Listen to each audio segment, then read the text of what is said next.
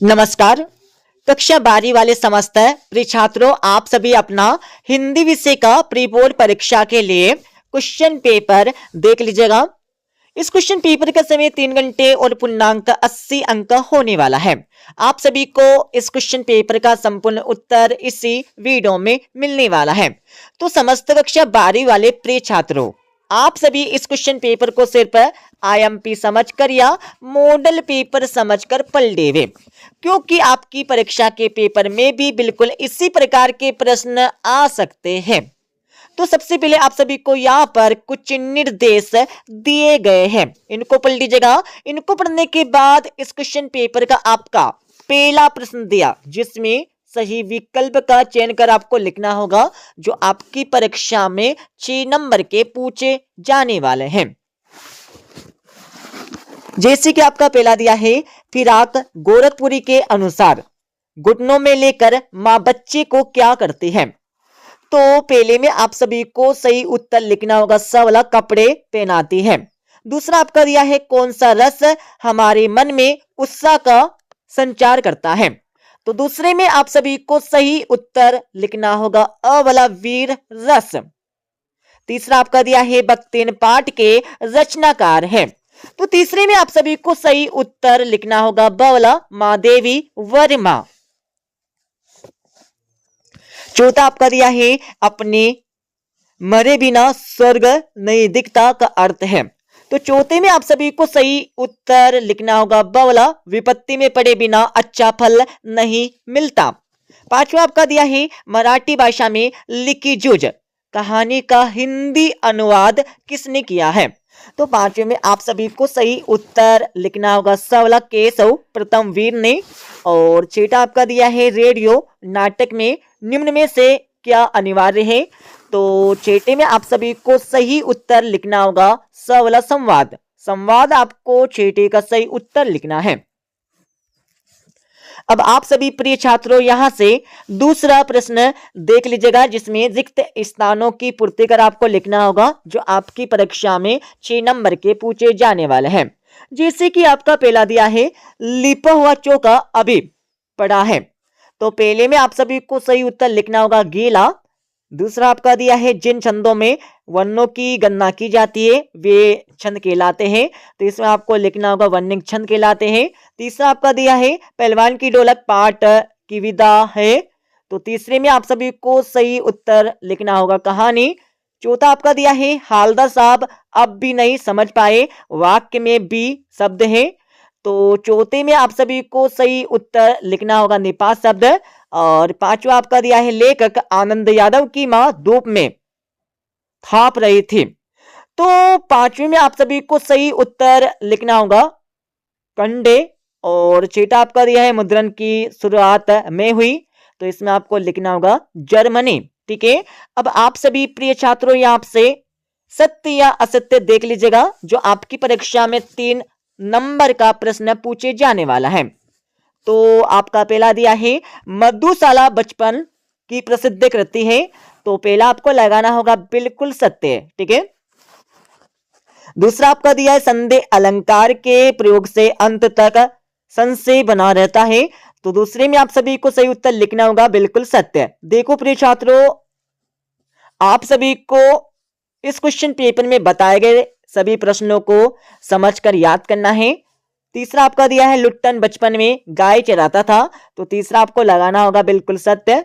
और चौथा आपका दिया है, काला अक्षर बेस बराबर का अर्थ है साक्षर होना। तो चौथा आपको लिखना होगा, असत्य। और पांचवा आपका दिया है, जूझ कहानी गोदान उपन्यास का अंश है। तो पांचवे में आपको लगाना होगा, असत्य। छठा आपका दिया है, कहानी का नाट्य रूपांतरण असंभव है। तो छठे में आपको लगाना होगा, असत्य। ठीक है। अब आप सभी यहां से चौथा प्रश्न देख लीजिएगा, जिसमें सही जोड़ी का मिलान कर आपको लिखना होगा, जो आपकी परीक्षा में 7 नंबर की पूछे जाने वाले हैं। तो आप सभी सही जोड़ी का मिलान कर लीजिएगा। श्रृंगार काल में आपको लिखना होगा, जीती काल। और बादल राग में आपको लिखना होगा, निराला। वन के बोलने में लगा समय। तो तीसरे का मिलान आपको करना होगा, मात्रा। और चौथा आपका दिया है, नहर। तो इसका मिलान आपको करना होगा, ग से माई का। और पांचवा आपका दिया है भाव विस्तार, तो इसका मिलान आपको करना होगा पल्लवन से। और छठा आपका दिया है सबसे ऊंचा चबूतरा, तो छठे का मिलान आपको करना होगा का से बड़ा बौद्ध स्तूप। और सातवां आपका दिया है कहानी का केंद्रीय बिंदु, तो इसमें आपको लिखना होगा कथानक। ठीक है, अब आप सभी प्रिय छात्रों यहां से पांचवा प्रश्न देख लीजिएगा, जिसमें एक एक वाक्य में आपको उत्तर लिखना होगा जो आपकी परीक्षा में 7 नंबर के पूछे जाने वाले हैं। जैसे कि आपका पहला दिया है, दूरदर्शन वाले कैमरे के सामने बैठे अपाहिज से बार बार प्रश्न क्यों पूछते हैं। तो पहले में आपको लिखना होगा मीडिया वाले अपाहिजों का मानसिक शोषण करते हैं। क्या लिखना होगा, लिख लीजिएगा, मीडिया वाले अपाहिजों का मानसिक शोषण करते हैं। ठीक है, दूसरा आपका दिया है विस्तृत कलेवर वाले काव्य को क्या कहते हैं, तो दूसरे में आपको लिखना होगा महाकाव्य कहते हैं। और तीसरा आपका दिया है शेर के बच्चे का असल नाम क्या था, तो तीसरे में आप सभी को सही उत्तर लिखना होगा चांद सिंह आपको लिखना होगा। और चौथा आपका दिया है अनासक्त का अर्थ क्या है, तो चौथे में आपको लिखना होगा जो किसी विशेष पर आसक्त ना हो, तो लिख लीजिएगा जो किसी विषय में आसक्त ना हो। ठीक है, आपको लिखना होगा यहाँ पर चौथे का सही उत्तर। और पांचवा आपका दिया है तकनीकी शब्द अंग्रेजी के किस शब्द का हिंदी पर्याय है, तो इसमें आपको लिखना होगा टेक्निकल आपको लिखना होगा। ठीक है, टेक्निकल आपको यहां पर लिखना होगा पांचवे का सही उत्तर। और छठा आपका दिया है रोजी रोटी की तलाश में आए यशोधर पंत को किसने शरण दी, तो इसमें आपको लिखना होगा किसंधा आपको लिखना होगा छठे का सही उत्तर। और सातवां आपका दिया है डेडलाइन किसे कहते, तो इसको उत्तर आपको बता देंगे इस वीडियो के अंत में। अब आप सभी प्रिय छात्रों यहां से 2-2, 3-3 और 4-4 नंबरों के प्रश्न देख लीजिएगा और सभी के उत्तर आपको बता देंगे इस वीडियो के अंत में। छठा प्रश्न आपका दिया है कवि हरिवंश राय बच्चन को यह वास्तविक संसार क्यों अच्छा नहीं लगता है, इसके बारे में आपको लिखना होगा। और अथवा आपका दिया है दिशाओं को मृदंग की तरह बजाने से क्या तात्पर्य है, इसके बारे में आपको लिखना है। सातवां प्रश्न आपका दिया पलट लीजिएगा। आठवां प्रश्न आपका दिया, ठीक है। और 9वें प्रश्न में आप सभी को विरोधाभास अलंकार की परिभाषा उदाहरण सहित आपको लिखना होगा। और अतः में आपको सोटा छंद में कितनी मात्राएं होती है उदाहरण सहित आपको लिखना है।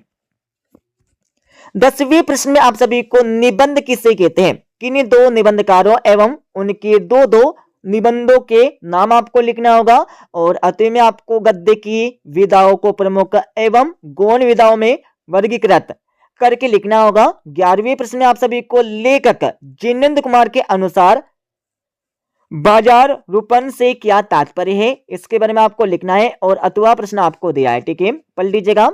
12वां प्रश्न आपका दिया है, ठीक है। 12वीं के बाद 13वें प्रश्न में आप सभी को वाक्यों को निर्देश के अनुसार परिवर्तन करके आपको लिखना होगा। और अतः में आपको लोकोक्ति किसे कहते हैं उदाहरण सहित आपको लिखना है। 14वां प्रश्न आपका दिया है यशोधर बाबू के चरित्र की कोई दो विशेषता आपको लिखना है। और अथवा प्रश्न आपको दिया है। 15वां प्रश्न आप सभी यहां से पढ़ लीजिएगा, कहानी लेखन की कोई दो उद्देश्य आपको लिखना है। और अथवा प्रश्न आपका दिया है प्रिंट माध्यम की प्रमुख विशेषता आपको लिखना है। 16वें प्रश्न में आप सभी को रघुवीर शाही अथवा हरिवंश राय बच्चन की काव्यगत विशेषताएं लिखना होगा। दो रचनाएं भाव पक्ष कला पक्ष, ठीक है। 17वां प्रश्न आप सभी यहां से पढ़ लीजिएगा, जिसमें हजारी प्रसाद द्विवेदी अथवा धनवीर भारती की साहित्यिक विशेषताएं निम्नलिखित बिंदुओं के आधार पर आपको लिखना है। 18वें प्रश्न में आप सभी को सार संप्रेषण की 3 विशेषता लिखना होगा। और अथवा प्रश्न आपको दिया है 19वें प्रश्न में आपको गद्यांश को पढ़ना होगा। पढ़ने के बाद इसके नीचे लिखे 3 प्रश्नों के उत्तर आपको देना होगा। यही से इसी गद्यांश से ठीक है सभी के उत्तर आपको बता देंगे। और अतः में आपको यहाँ पर एक काव्यांश दिया है, ठीक है, इसको पढ़ लीजिएगा। इसको पढ़ने के बाद इसके नीचे आपको 3 प्रश्न दिए, पहला, दूसरा, तीसरा, तो इनके उत्तर भी आपको बता देंगे इस वीडियो के अंत में। 20वीं में आप सभी को काव्यांश को पढ़ना होगा। पढ़ने के बाद संदर्भ प्रसंग सहित भावार्थ आपको लिखना है, ठीक है, तो इनके उत्तर भी आपको बता देंगे। और 21वें प्रश्न में आप सभी को गद्यांश को पढ़ना होगा। पढ़ने के बाद संदर्भ प्रसंग और विशेष सहित आपको वाक्य करना होगा, तो इनके उत्तर भी आपको बता देंगे। 22वें प्रश्न में आप सभी को आपके नगर के नगर पालिका अध्यक्ष को आपके वार्ड की नियमित साफ सफाई ना होने के संबंध में शिकायती पत्र आपको लिखना है। और अथवा प्रश्न आपका दिया है, अपने मामा जी को गांव से वापस आने पर गांव की अपनी मधुर स्मृतियों के बारे में एक पत्र लिखना होगा। और 23वें में आप सभी को किसी एक विषय पर रूपरेखा सहित एक निबंध लिखना है। अब मैं आप सभी को इस क्वेश्चन पेपर का फुल सॉल्यूशन बता देता हूं। अब आप सभी इस क्वेश्चन पेपर का फुल सॉल्यूशन यहां से देख लीजिएगा। सबसे पहले तो मैं बता देता हूं, वैसे इनके आंसर हमने आपको बता दिए थे, ठीक है। वैसे आपको देखना होगा यहाँ पर एक शब्द या एक वाक्य के उत्तर, ये आपका पहले का उत्तर दिया यहाँ पर, ठीक है, दूसरे का उत्तर आपको मिल जाएगा, तीसरा, चौथा, पांचवा और छठे का उत्तर आपको दिया, ठीक है। अब आप सभी यहाँ पर 6 से लेकर 23 तक के प्रश्नों के उत्तर देख लीजिएगा। तो ये आपका छठे प्रश्न का उत्तर यहाँ से हो जाएगा, ठीक है। 7वें प्रश्न का उत्तर आपको यहाँ पर दिया है पूरा का पूरा। 7वें के बाद आप सभी को यहाँ पर 8वें प्रश्न का उत्तर यहाँ पर मिल जाएगा पूरा का पूरा, ठीक है। और 9वें प्रश्न का उत्तर आपको पूरा यहाँ पर मिल जाएगा, ठीक है, जिसमें विरोधाभास अलंकार की परिभाषा आपको लिखना है। और थोड़ा नीचे चलेंगे तो आप सभी को 10वें प्रश्न का उत्तर यहाँ पर मिल जाएगा पूरा ऊपर से लेकर नीचे तक, ठीक है। और 11वें प्रश्न का उत्तर भी आपको यहाँ से मिल जाएगा पूरा का पूरा। 11वें के बाद थोड़ा चलेंगे आगे तो आपको 12वें प्रश्न का उत्तर यहाँ पर मिल जाएगा पूरा ऊपर से लेकर नीचे तक, ठीक है। और आप सभी को यहाँ पर मिल जाएगा 13वें प्रश्न का अथवे का उत्तर, पूरा देख लीजिएगा। और आप सभी को यहाँ पर 14वें प्रश्न का उत्तर यहाँ से मिल जाएगा, ठीक है, पूरा का पूरा। 14वें के बाद आप सभी को मिल जाएगा 15वें प्रश्न का उत्तर। 15वें के बाद 16वें का उत्तर भी आप सभी देख लीजिएगा। हरिवंश राय बच्चन की 2 रचनाएं, भाषा शैली और साहित्य में स्थान आपको लिखना होगा। और 18वें प्रश्न का उत्तर आपको यहाँ पर मिल जाएगा पूरा का पूरा, ठीक है। 18वें के बाद आप सभी को 19वें प्रश्न का उत्तर मैं बता देता हूं, यहाँ पर देख लीजिएगा। ये आपका 19वें प्रश्न का उत्तर हो जाएगा, ठीक है। और थोड़ा आगे चलेंगे तो आप सभी को 20वें प्रश्न का उत्तर यहाँ पर मिल जाएगा, जिसमें संदर्भ वाक्य आपको इस प्रकार से करके लिखना होगा, ठीक है, विशेष सहित।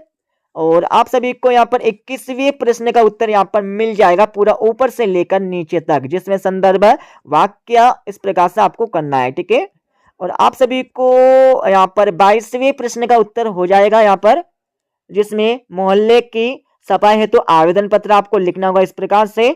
और आप सभी को यहाँ पर 23वें प्रश्न का उत्तर तो अपनी किताब से देखकर पढ़ना है, क्योंकि प्रिय छात्रों इसमें किसी एक विषय पर रूपरेखा से आपको निबंध लिखना है, ठीक है। तो निबंध तो आप सभी अपनी किताब से देखकर पढ़ लीजिएगा, ओके। तो मिलते अगले वीडियो में।